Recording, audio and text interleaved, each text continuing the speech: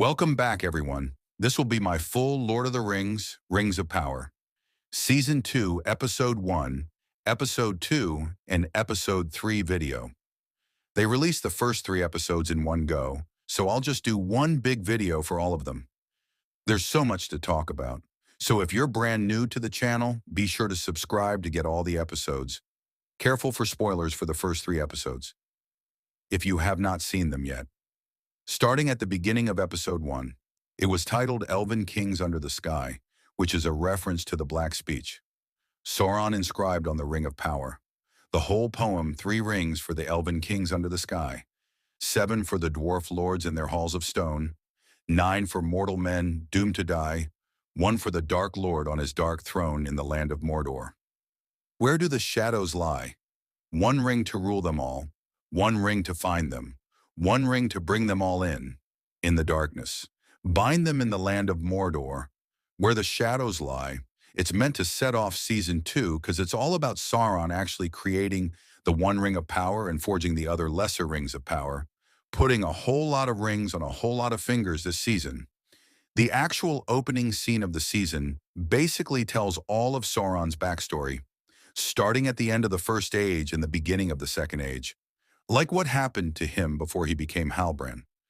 We get a much longer version of the flashback that we got at the beginning of Season 1, Episode 1, to explain what happened to Sauron before the events of the series, pick up the orcs, bring his crown out as he's trying to tell them about his plan to conquer Middle-earth, now that he has become the new Dark Lord. After Morgoth was defeated, and probably one of the biggest reveals here is what Sauron looked like before he was killed for the first time, or for his body was destroyed for the first time. This actor is Jack Lowden. Charlie Vickers plays Sauron's other forms. Later during the Second Age, after Dark killed him, and he has to reform his body again. If you haven't seen it, there was a deleted scene from The Return of the King that shows Sauron in his original angelic Valar form. This is actually what he looks like in his true original form. Anytime the Valar descend to the world, they have to take a physical form like this. Like Gandalf, for instance, takes a physical form, so he has a different natural form that he existed in when he was in the timeless halls. But this is essentially meant to be Sauron when he's still at 100% full power each time his body is destroyed and his essence has to reform itself, he gets weakened. Eventually, his body is destroyed multiple times. In the last time, during the Return of the King, he was left in such a weakened state that he didn't even have enough power to reform his body. So essentially, he just floating around as particles around the universe to the end of days. It's a good reminder, and he mentions this to a couple different people in the episodes that he cannot be killed. Like, you cannot kill an immortal being. You can only trap them and destroy their body. It's the same thing that happened to Morgoth after he was defeated by the other Valar. Like his essence is sitting beyond the door of night in the realm that they all came from before Eru. The God in the Lord of the Rings universe created the universe itself. It's sort of like the black nothingness of chaos, like he just stewing out there. But there is a prophecy called the Dagger, or Dagger Wrath, that says someday he'll find a way to return to the universe, and there'll be a final battle and an end of days kind of situation. Notice the robes that he's wearing when he's giving them his big pitch speech here about how they're going to take over the rest of the world. It has this ring-like inscription in black speech around it, sort of foreshadowing for the 1 ring of power. There are many, many, many references to the 1 ring of power during all the episodes, as well as the other rings of power. When he says, after a defeat, the shadow takes another shape and grows again. It's both a reference to Morgoth, Melkor, his master, and to Sauron himself, because throughout the Lord of the Rings history, Sauron is defeated multiple times, and each time he takes another form and has to regrow his power. One of his special abilities that he used all the time during the First Age. The Second Age was to actually change his form like a shapeshifter, but because of the way his power works, he can appear to people in the form that they find most pleasing, which we see him do later when he's trying to trick Celebrimbor into forging the rest of the Rings of Power. They confirm the tower that we saw at the beginning of Season 1, Episode 1, where Sauron rallied Morgoth remaining forces is for a doorway in the far north. It says, "The dawn of the Second Age," because they demarcate the passing of the First Age to the Second Age, with Morgoth actual defeat, like it became the Second Age the minute he was defeated. Just like the Third Age begins right after Sauron's body is destroyed for the second time. We saw that battle at the very beginning of the Fellowship of the Ring. They're probably going to wind up ending the Rings of Power series on that actual battle. During his speech, he quotes the line "power not of the flesh, but over flesh," which he's repeated multiple times. Other characters too, during Season 1 and during Season 2. And you notice that Adar has been recast. Season 1. It was Joseph Morley, who most people remember from Game of Thrones, is Benjamin Stark. I'm not sure why he left the show. Maybe a scheduling conflict. We'll see how this actor does. But notice how Adar is not happy about Sauron's plan to use the power of the unseen world to enslave the regular world, because it also means enslaving all of his orc brethren and children, essentially. Also does not help that Sauron tells them that he's going to kill most of them. Most of the orcs here that are standing here in his experiments. Like, "We will conquer the world. We will make it better for our kind. Oh, and also, by the way, most you are going to die." This is all about his plan to tap into the power of the unseen world. But he hasn't come up with his idea to create the Rings of Power yet. That doesn't come until much later. For now, this is sort of like his plan. Phase 1, Phase 2, Phase 3, Phase 4. Like that gets into the actual forging the Rings of Power. The Valar and some of the more powerful, lesser beings exist in both the seen and unseen world. They have forms in both worlds. In the unseen world, Sauron. The other Valar, for example, appear in their full original angelic form. We get a look at the unseen world when Frodo puts the One Ring on because the power of the ring basically pulls. It's where into the unseen world. It's sort of like this magical realm. So anyone wearing the ring actually gets pulled in here. Also, Galadriel talks about getting visions of the unseen world, seeing things from the future when she's wearing her Ring of Power. It's basically like a realm of pure power, which is why Sauron is trying to tap into it and use it to conquer the regular seen world. When he's talking about his speech, he talks about ruling everyone, bringing them together as one. It's more references to the One Ring about binding everyone with the One Ring of Power. But he hasn't fully conceived of the idea of the actual One Ring yet. He then kills his first attempted assassin. Notice how bored he looks while stabbing him repeatedly, like he could not care less about any of these orcs. You start to notice, too. As he gets madder and madder, his face starts to change form just a little bit. Like you see his power basically changing his form. Then Adar recites his oath to S.A. on the Black Speech, naming him the new Dark Lord after Morgoth, who was the first Dark Lord, kills him with his crown R.I.P. Sauron for the first time, even though technically he didn't die. So we shouldn't say RIP. But notice the couple details when they're actually laying into him. Like notice how many orcs it takes to slow him down. Like they stab him a whole bunch of times and it barely phases him. This is how powerful he is. Like it takes all of them, like a whole bunch of them, stabbing him repeatedly. Notice the camera zooms in on his face.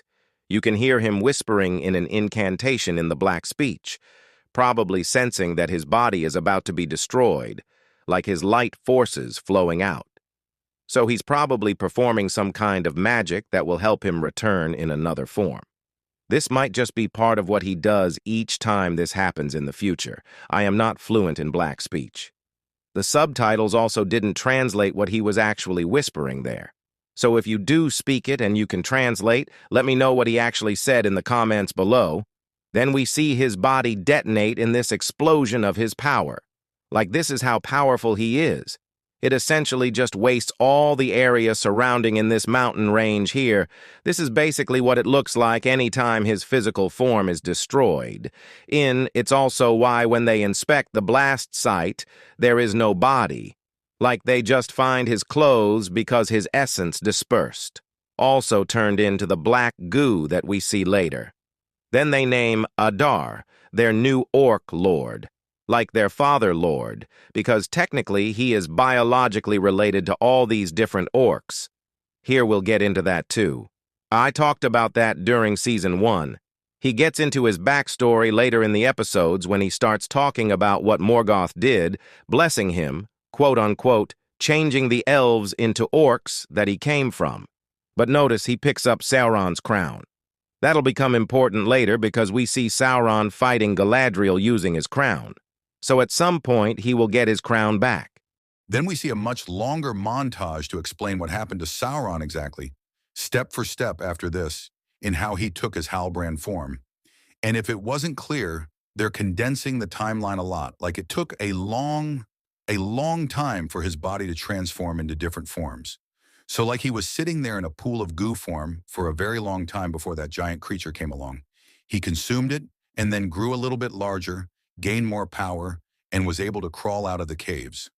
We finally see him crawl into the path of a random cart until he's able to consume this woman or ship to her and take his Halbrand form. That it seems like based on the way they explain this, his next plan is to just go find Adar in revenge. Kill him until he winds up running in to that person who served the former kings of the Southlands. What is this? The first ones to die were probably the fortunate ones. It's because of his master plan to rule everyone, enslave everyone. So anyone that survives would suffer a far worse fate. Then he spots that mark of the former line of kings in the Southlands, the crest that he uses later to trick Galadriel into thinking that he's the lost king of the Southlands, the king of men, is basically that person that he said that he killed, taking it. He also reveals that he is not the last in the line of the kings of men. He was just the servant of those kings, meaning that the true king might be out there somewhere. There were a lot of theories during Season 1 that Theo might secretly be like the last in that line of kings. We'll see about that. It just feels like they have big plans for Theo, some big reveal in the future. Season. And it's basically this man's speech that gives Sauron the pep talk that he needs to double down on his plan to conquer the world and find, quote-unquote, a better way. Work smarter, not harder. So he winds up throwing in with them, following them, trying to find some alternate better way to accomplish his long-term goal to conquer the world. This seems like it's the beginnings of his ideas to create the Rings of Power. When he mentions some place across the sea, a man can escape himself. He's also probably referring to Valinor, the Undying Lands. There are a lot of references to Valinor during the episodes. Then we basically find out how he wound up on that life raft when he met Galadriel for the first time. It wasn't totally clear if he caused the sea creature to attack the ship and destroy it, or if the sea creature was already doing that. But he winds up ripping the king's sigil off the dying man. And notice it seems like he's communicating with the sea creature underwater here. Like the creature is afraid of him because it senses his power. Then we see the rest of the events of Season 1 when Galadriel washes up to that raft. Now, he didn't know that she was coming. This is just meant to be a coincidence. That he sees then is an opportunity that he can take advantage of in a big part of his pitch to Galadriel during Season 1. I don't know if he's still on this. It seems like he's slowly backing off this, and now he's more about world domination. But during Season 1, it was the whole idea that he was trying to save the world from Morgoth, who he thought was going to do far worse things to the world.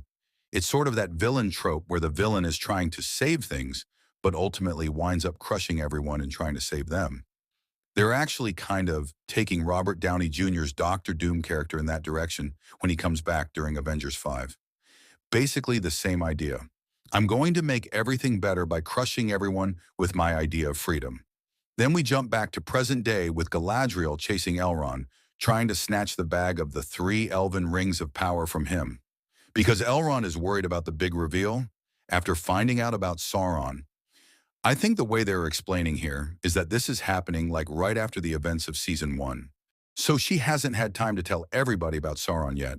But they do kind of mention that during the episode.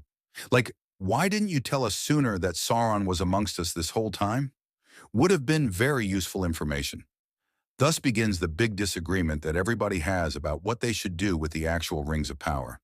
Like, should we destroy them? Should we wear them? Should we use them? There's a bit of a funny moment here, too, because Gil-galad kind of drops the elven language version of an I didn't know the elves had their own version of an when she says that Sauron never touched the three elven rings. That's actually accurate to the book's lore. The other Rings of Power, he did have a hand in making, which we actually see during episode 3. Like he actually touches and puts some of his power into the making of those rings. That's the when he wore the one ring of power, he could control anyone else that was wearing the rings themselves.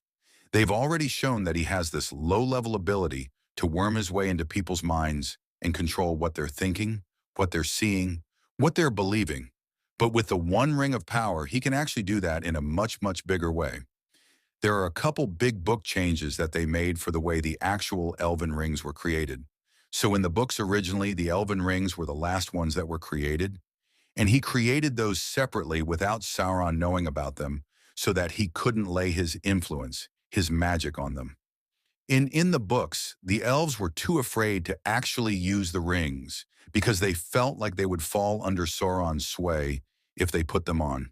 So it was a very, very long time before any of the elves actually used any of their rings of power. On the show, they started out with them creating the elven rings, and then sort of create the other rings for the other races. Then Aaron jumps over the falls to avoid having to turn the rings over to Gil-galad, who wants to use them to basically heal the blight on their, like this black blight, this on the tree and throughout the rest of their lands, and basically stop the fading of elves. Light forces, what's happening to all the elves in Middle-earth is essentially like the light of Valinor, like the light of the Valar is fading in them. Their life force is fading, so they have to go back to Valinor in the Undying Lands. The Rings of Power can basically stop that from happening. There we see how Sauron makes it.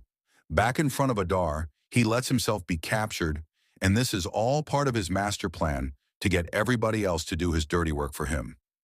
Basically, get the orcs to attack the elves and hope that they destroy each other, and he can just walk in and claim the Rings of Power for himself.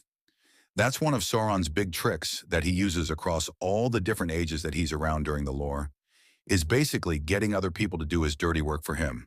Notice we see Wall dragged from Season 1. He's gotten a big promotion, serving as Ada's underboss, working all the slaves. Notice that Adar has Sauron's sword that he forged. It has his own special powers that we saw during Season 1, when it tastes blood, but also it was created to be a key, activating the dam that would cause Mount Doom to transform the Southlands into Mordor. And you notice that Walder calls the orcs the Ooks. That was their original name of the orcs. When Morgoth first transformed the Avari elves that he captured the 13 that were chosen, that Adar says that he was part of. This is a big event early in the Lord of the Rings history, where Morgoth basically found a group of elves before the rest of the Valar found them. He performed crazy experiments on them, turning them into what became the orcs. So the idea is that all the orcs that you see here are descended from those original 13, which Adar was one of them. So all these are literally biologically related to Adar, just very distantly. That's why they all call him father. Then we learn more about Sauron's short-term plan to get the orcs to attack the elves. He makes them think that Galadriel has allied with Sauron, who has returned. Remember that Adar cannot detect that Halbrand is of like. He can't sense his power, basically telling him that the weapon that Sauron was originally trying to create when Adar killed him is now being created by the elves. So that's where all the big battle scenes come from that we saw in the earlier trailers. Then we see the stranger traveling to Run with Nori. So big deal, like big place in the lore that we didn't really spend that much time in during the original movies. There, a lot of runic soldiers, like we saw a lot of the elephants. But that's about it, like we saw them in Sauron's army inside the rest of Middle-earth. We didn't actually travel to the east. There are a lot of theories that he's going to wind up being one of the Blue Wizards because later in the episodes, they do name him as one of the Astari, like he is one of the wizards. The question is, which wizard is he? Based on the rights that I think that the Rings of Power people at Amazon have access to, I think that they can't do Gandalf. So I think the Blue Wizard's probably the best guess after that.